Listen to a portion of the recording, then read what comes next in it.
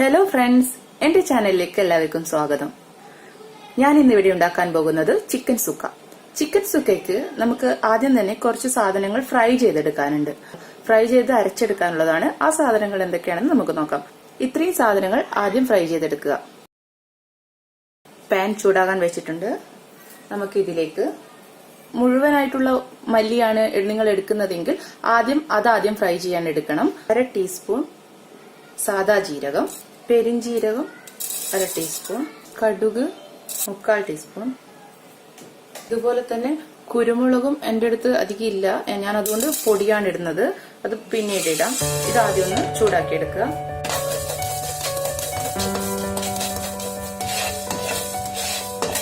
ചൂടായിട്ടുണ്ട്. നമുക്കിതൊന്ന് വേറൊരു പാത്രത്തിലേക്ക് മാറ്റി വെക്കാം. ഇതേ പാത്രത്തിൽ തന്നെ വറ്റൽ മുളക് ഒരു 3 എണ്ണം എടുത്തിട്ടുണ്ട്. ഞാനിപ്പോൾ പറയുന്ന അളവ് 1/2 കിലോ ചിക്കന് വേണ്ടിയിട്ടുള്ളതാണ്. 1 കിലോ ചിക്കൻ ആവുമ്പോൾ ഇതിനെക്കാട്ടും ഒരു 8 വറ്റൽ മുളക് എടുക്കേണ്ടി വരും. എല്ലാ സാധനങ്ങളും അതിന്റെ ഡബിളായിട്ട് എടുക്കേണ്ടി വരും. ഇതൊന്ന് ചൂടാക്കി എടുക്കാം.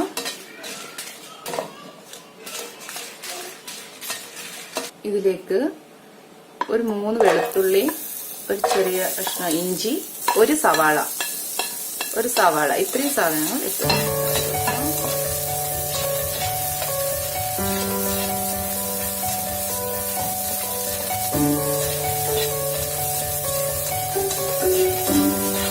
ഒരു 1/2 ടീസ്പൂൺ കുരുമുളക് പൊടി.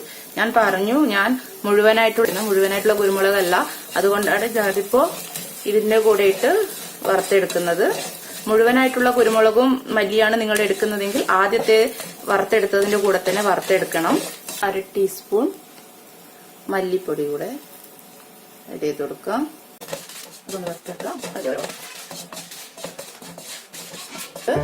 മഞ്ഞൾപ്പൊടി,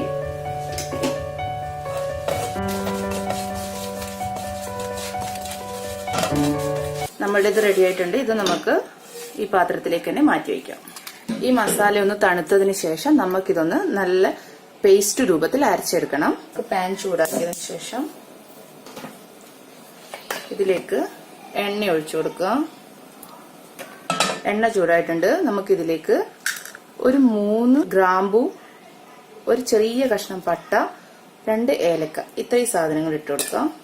അരിഞ്ഞു വെച്ചിരിക്കുന്ന സവാളയും കറിവേപ്പിലയും.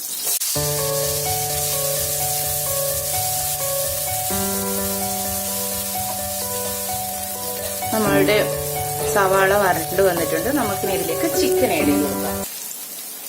ഞാനിവിടെ ചിക്കൻ അല്പം ഉപ്പും മുളക് പൊടിയും മഞ്ഞൾപ്പൊടിയും ചേർത്ത് ഒന്ന് മാരിനേറ്റ് ചെയ്ത് വെച്ചിട്ടുണ്ടായിരുന്നു.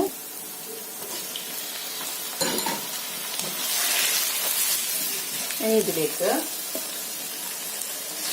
അരച്ചു വെച്ചിരിക്കുന്ന നമ്മുടെ മസാലക്കൂട്ട് ഒഴിച്ചു കൊടുക്കാം.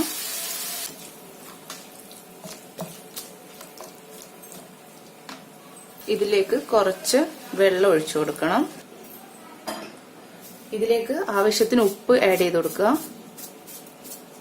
ഇനി നമുക്കിത് അടച്ചു വെച്ച് വേവിച്ചെടുക്കാം.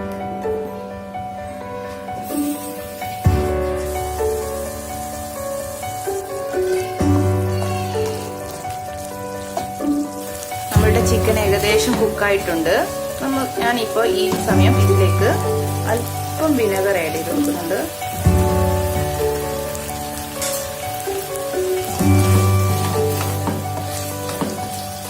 നമ്മുടെ ചിക്കനൊക്കെ വെന്തിട്ടുണ്ട്. നമുക്കിനി ഇതിലേക്ക്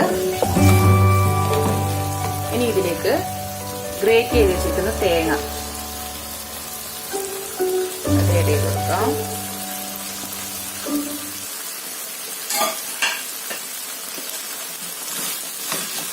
നല്ലോണം മിക്സ് ചെയ്തെടുക്കാം.